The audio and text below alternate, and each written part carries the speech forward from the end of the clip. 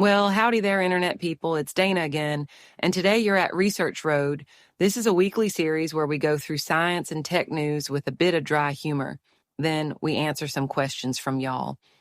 Today is the 31st of December, 2024, and on this date, way back in 1744, James Bradley announced that the Earth wobbles in its rotation. At the beginning of the question and answer section, there will be a list of events to catch this year if you're somebody who likes to watch the sky.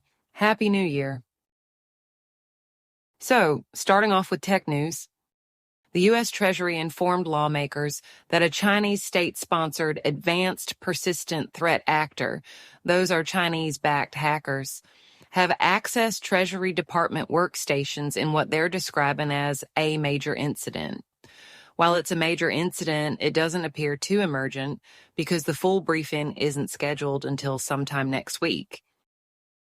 Meta seems to be leaning into AI even more, suggesting that soon AI-powered characters will be on the platform acting much like accounts do. Elon Musk made a request that made anybody who still uses the platform laugh. He asked people on his social media platform to be nice, saying, quote, "Please post a bit more positive, beautiful, or informative content on this platform."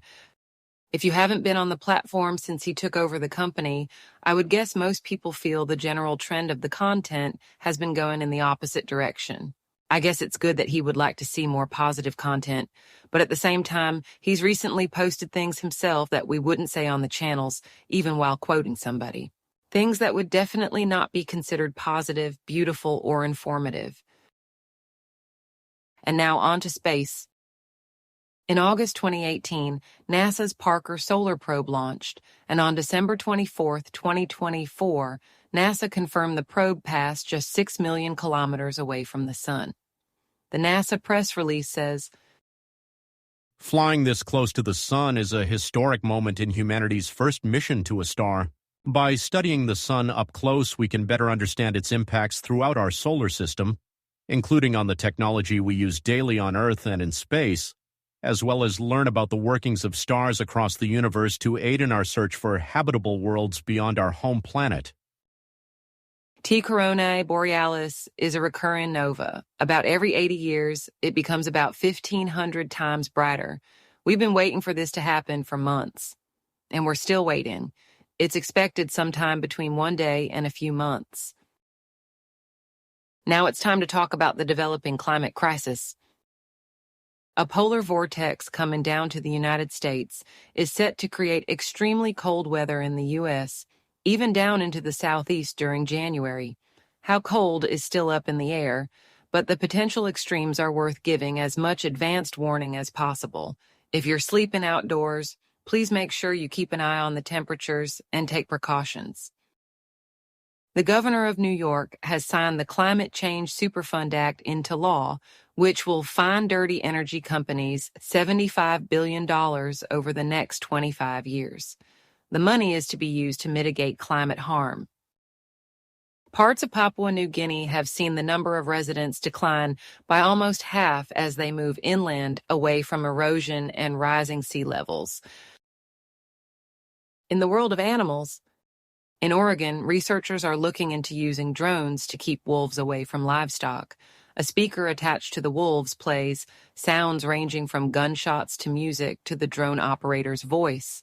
Yelling from the drone operator stopped wolves stalking livestock. This method may provide a non-lethal method of regulating wolf-livestock conflicts. In health news, researchers may have found what they're calling an Achilles heel for antibiotic-resistant bacteria. According to the research, antibiotic-resistant bacteria really needs magnesium in a way that unmutated bacteria doesn't. So depriving the environment of magnesium might really provide a door to countering them. Norovirus is surging. Officials advise hand washing for at least 20 seconds after trips to the bathroom, changing diapers, and before handling food or medication. They note that hand sanitizer is not enough. 1 million chickens in Ohio have been found to have bird flu. There were 2 counties in Michigan that reported infected flocks. In related news, experts are warning against the raw pet food trend right now. In more related news, Dr. Liana Wen, a former health commissioner, is suggesting the U.S. is making a mistake by not ramping up testing. Now let's dig up the past a little. Research indicates early humans had harnessed fire and could control it 270,000 years ago. That's about 25,000 years before previously believed. The evidence was found in a cave in France. And now on to oddities. 2 men in Oregon reportedly died of exposure while looking for Bigfoot. When engaged in cryptozoological research activities, please be careful. And now we're going to answer some of your questions. Hey, can you let us know the cool stuff we can see in the sky earlier? A lot of times we don't get to hear about it until it's too late to plan. On January 15th and 16th, Mars will be at opposition. It's kind of like a full moon, but for Mars. On February 28th, there will be a planetary parade, which is when all the planets are aligned from our perspective. 5 of the planets will be visible without a telescope. On March 14th, there will be a total lunar eclipse visible from the whole U.S. On September 21st, Saturn will be at opposition. When planets are at opposition, it's the best time to see them. There are a bunch of meteor showers this year, too. Scientifically, do New Year's resolutions work? I haven't looked into this deeply, but from what I've read, the answer is both yes and no. Having a concrete goal and working toward it is successful. I haven't seen any data to suggest that creating the goal on New Year's makes you more successful. Dana, I'm a teacher, and I just got some really good perspective from a small business owner on what they felt was missing from education. What do you think teachers are doing wrong? I don't like criticizing people doing a job I don't think I could really do, but I don't like the way a lot of teachers treat education as preparation for later life. It implies there's an endpoint to education.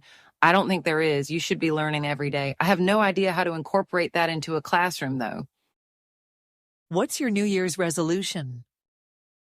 Obviously, to get my short story channel up and running. I'm really excited about it and think it'll be fun for everybody. I'm still trying to figure out a good channel name.